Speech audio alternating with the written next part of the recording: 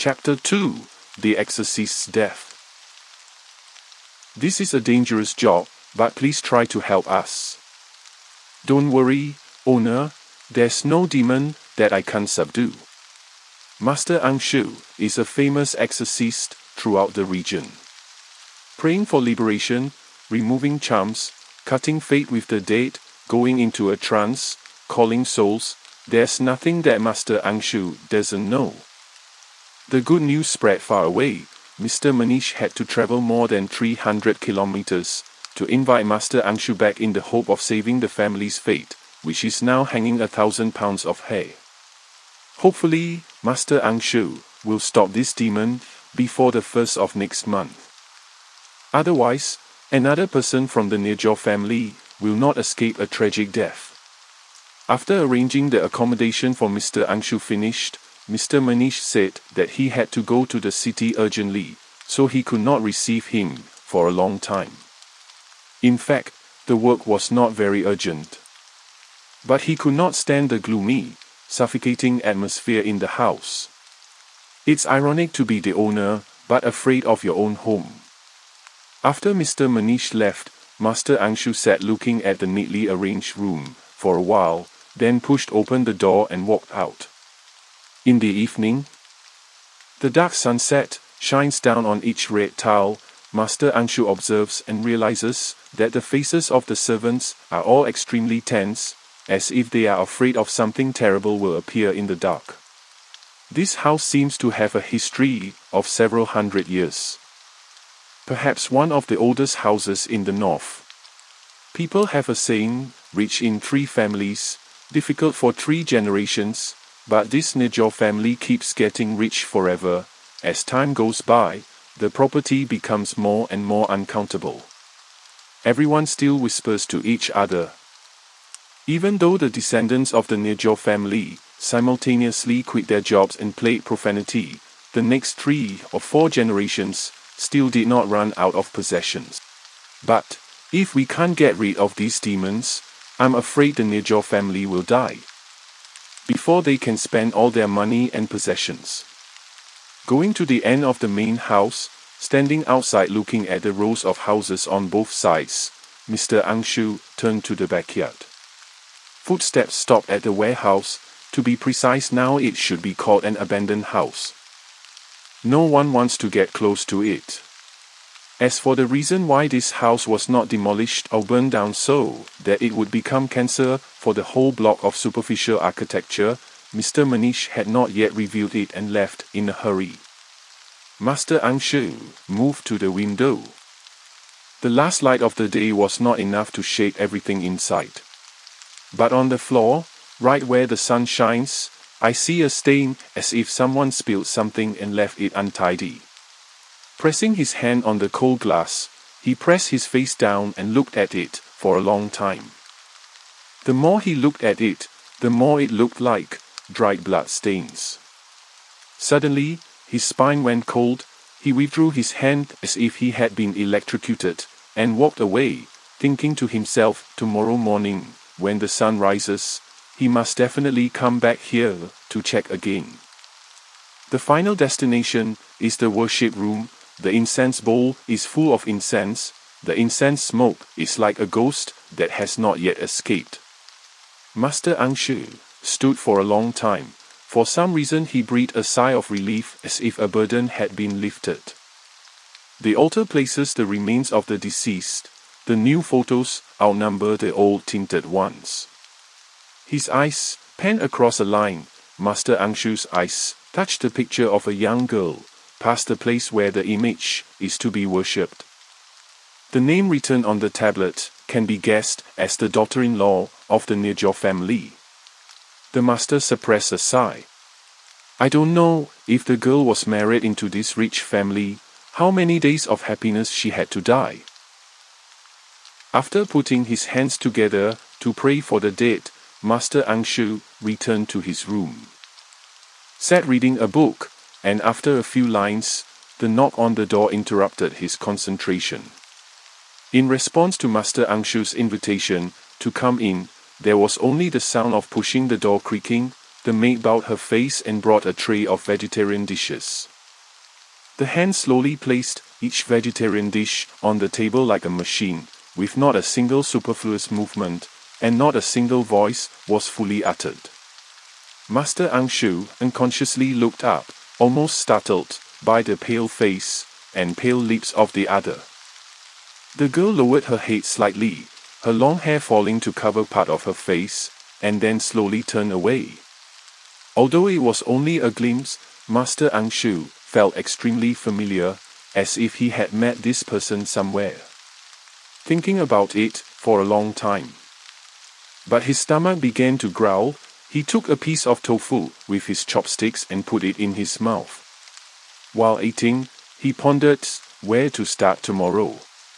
Before him, many exorcists came here and met with a tragic end. If they don't die, they'll go crazy. However, Master Angshu considered these people to be just amateurs, learned a few skills and then, with a little bravery, dared to challenge the demons, never being worthy of him, a man who had how many times missed by the ghosts of resentment. The thought had just ended. Suddenly a fishy feeling welled up in his throat. Master Angshu rolled his eyes, stood up, grabbed his throat with his hand, and vomited everything he had just swallowed. But what fell off the ground was not a crushed white tofu, but a slimy, bright red mass, raw meat. Master Angshu looked at the table. The vegetarian rice tray was gone. Instead there were chunks of meat moving, trying to climb out of the bowl like it wanted to rush toward him. It's not okay. Master Angshu rushed to his luggage, took out his rosary, and began to recite a mantra. Sweat beaded on his forehead, his eyes fixed on the table. The raw meat no longer moves, but begins to change shape, becoming human tongues. Feeling that he would not be able to hold out, he ran outside.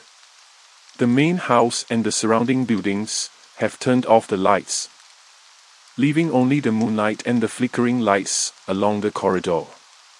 Damn it! Master Angshu, swearing, whispered a sentence, did not expect these demons to act so soon, completely making him fall into a passive position.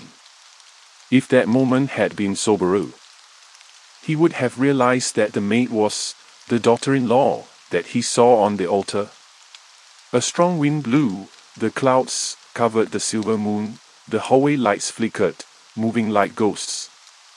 Feeling the tongue starting to move, Master Angshu did not dare to look back, but stuck his head and neck running along the corridor, but ran and ran without end. It seems that these will-o'-the-wisps are taking him to a maze with no way out. The legs began to fall apart, suddenly, in front of the light shining from the half-closed door. Master Angshu hurriedly rushed over, opened the door, and entered. The scene inside left him completely devastated. This is the room he was trying to escape from. Fate has arranged, can't escape. The human tongues were motionless, as if they had been waiting for a long time, and then rushed forward in unison. They crawled all over his legs like hungry leeches, then climbed on hips, crawled on back, and covered his face. Master Angshu's whole body was surrounded by human tongues. The stench of decomposing corpses hit his nose, making it impossible for him to breathe. Everything in front of his eyes went dark.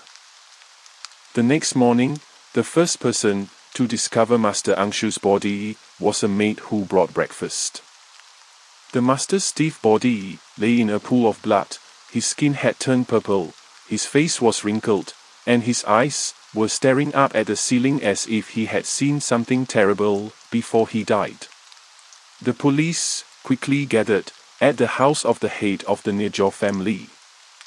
After a thorough investigation, they could only come to the conclusion that Master Angshu had a heart attack in the middle of the night, leading to a stroke, complete death from disease.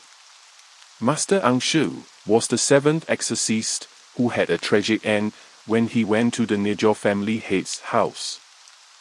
The first day of the next month is approaching.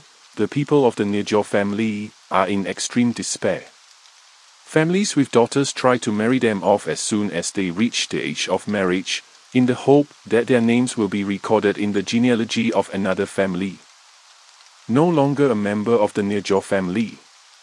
The rest can only pray to God and pray to Buddha, hoping that the next person is not themselves. Mr. Manish tried everything to save the situation. Putting work aside, he personally went to other regions to invite the exorcist back. But the name, the Nirjor family, is haunted, makes them shake their heads, not daring to accept. No matter how much the salary is, no one dares to exchange their life. While sitting in the car, returning home, he suddenly remembered the harassment that his wife once told him about a month ago.